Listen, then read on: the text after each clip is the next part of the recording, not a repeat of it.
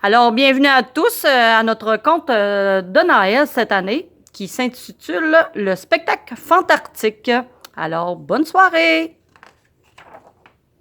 Tout le monde sait que les lutins travaillent très fort pour concevoir les cadeaux du Père Noël. Mais sais-tu ce que font les habitants du pôle Nord après leur dure journée de travail? Jusqu'à tout récemment, les lutins ne faisaient pas grand-chose de leur soirée. Certains, comme Plume, écrivaient des textos ho-ho. Plusieurs, comme le Père Noël, regardaient des vidéos sur YouTube. Beaucoup, comme Jack, passaient leur soirée sur leur iPad ou sur Instaglass. Faute d'activité, les soirées étaient très longues pour ceux qui voulaient s'amuser sans clavarder. Slush, le lutin le plus actif du pôle Nord, chercha longtemps une activité qui lui permettrait de voir ses amis et de se dégourdir un peu. Il organisa tout d'abord un match de soccer dans lequel les lutins affrontèrent les animaux polaires, mais les forces étaient inégales. Slush prépara ensuite une partie de cache-cache, mais l'obscurité de la nuit arctique rendait la tâche difficile pour celui qui devait trouver ses amis. Un matin, alors qu'il emballait le milliardième cadeau du Père Noël, Slush eut un aurore boréale de génie. Il organiserait un spectacle de Noël où les habitants du pôle Nord présenteraient les numéros de leur choix. Seuls, en duo ou en troupeau, plusieurs membres de l'atelier du Père Noël acceptèrent le défi et préparèrent des numéros. Emballés par l'idée du spectacle, certains lutins plus réservés s'occupèrent d'opérer la technique et de concevoir les décors. Pendant que les participants préparaient un numéro, Slush, très motivé, fit les choses en grand. Il décida d'en créer 4. Un de danse, un de musique, un de chant et un de magie. Toutefois, rien ne se passa comme prévu pour notre ami lutin. Une fois sur scène, il ne produisit que des catastrophes. Le soir du spectacle, la salle était pleine jusqu'aux pompons d'animaux polaires et de personnages légendaires. Avant même le premier numéro, la foule était conquise. Les phoques applaudissaient déjà, les yétis grognaient de joie et, sur un banc, l'homme invisible souriait à pleines dents. On tamisa l'immense sapin qui éclairait la salle et Lou, le maître de cérémonie, annonça de sa grosse voix que le spectacle commence. La soirée débuta en force avec les lutins Tob et Hogan. Les jumeaux épatèrent la foule grâce à leurs mouvements de danse stupéfiants qui semblaient arrêter le temps. Slush monta ensuite sur scène pour présenter un numéro de danse à claquettes. Seul devant tous ses spectateurs, Slush fut envahi d'un sentiment qu'il n'avait jamais connu, le trac. Le lutin était paniqué. Si les gens n'aiment pas mon numéro, pire, s'ils se moquaient de moi, pensa-t-il. Rassemblant son courage, Slush exécuta son numéro, mais il trembla tellement qu'il perdit le contrôle de ses claquettes et s'écrasa dans le décor. Les reines présentèrent une prestation musicale totalement délirante de saxophone. Lorsqu'ils quittèrent la salle, la foule ébahie en demandait encore. Slush se présenta devant le public pour la deuxième fois avec un magnifique corps des Alpes. Le lutin était extrêmement nerveux car il voulait lui aussi épater la galerie. Malheureusement, Slush ne put contrôler sa respiration. Il souffla si fort dans l'immense instrument que les personnes assises dans les premières rangées en perdirent leur manteau. Une fois les spectateurs rhabillés, le seul et unique Père Noël prit d'assaut les planches pour chanter une magnifique pièce d'opéra de Noël.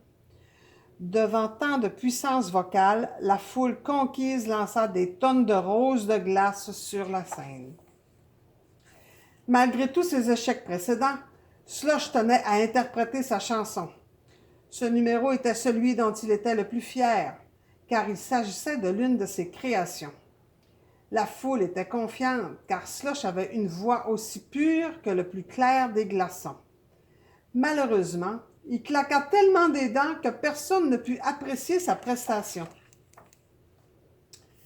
Agathe enchaîna avec un numéro de magie totalement nouveau. Debout dans le noir, elle fit sortir d'un coup de baguette des oiseaux fluorescents de son chapeau. La foule conquise, Agathe quitta la scène sous les hurrahs et les bravos.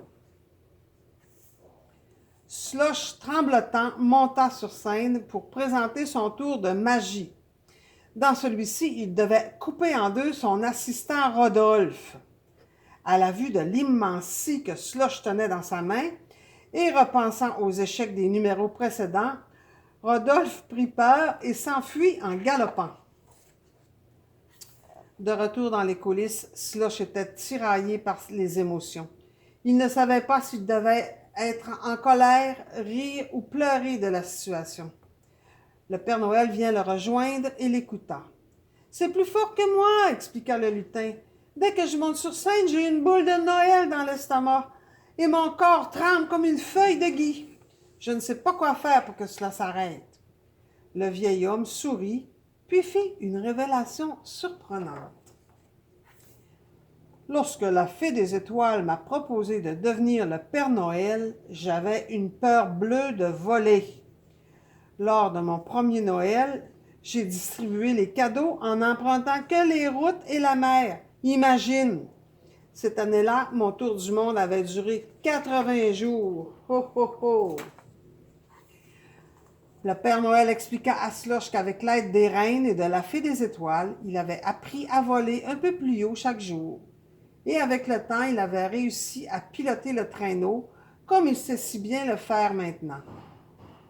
Slush réalisa qu'il était normal d'être nerveux face à une nouvelle expérience, mais que cette nervosité pouvait être surmontée. Il suffisait de demander de l'aide et de franchir une étape à la fois. Motivé par cette histoire, Slush décida de participer au numéro final de la soirée. Il commença tout d'abord à chanter, dissimulé dans les coulisses.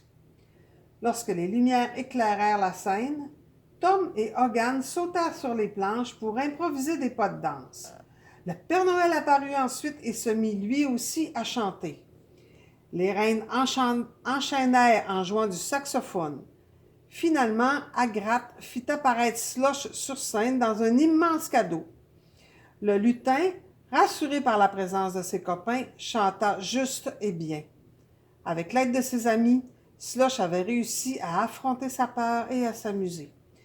Tous les gens présents adorèrent leur expérience et depuis ce spectacle, les soirées ne sont plus les mêmes au pôle Nord. On propose maintenant de nouvelles activités et l'on passe plus de temps ensemble.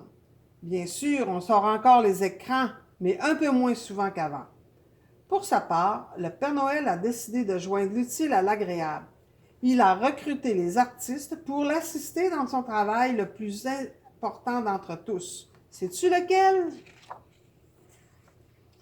Les artistes donnent maintenant un coup de mitaine au Père Noël pour la nuit de Noël. Certains dansent pour occuper les animaux pendant la distribution. Plusieurs font des tours de magie pour créer une diversion. D'autres chantent des berceuses pour endormir les enfants impatients. Même la célèbre phrase du Père Noël a été améliorée grâce au talent des habitants du pôle Nord. Dorénavant, si tu tends bien l'oreille pendant la nuit de Noël, tu peux entendre le vieil homme et sa troupe chanter gaiement sur un air entraînant « Joyeux Noël! Ho, ho, ho! » Alors, c'est terminé. Alors, je vous remercie pour votre écoute, les amis, et on se donne un rendez-vous pour une prochaine fois. Joyeuses fêtes!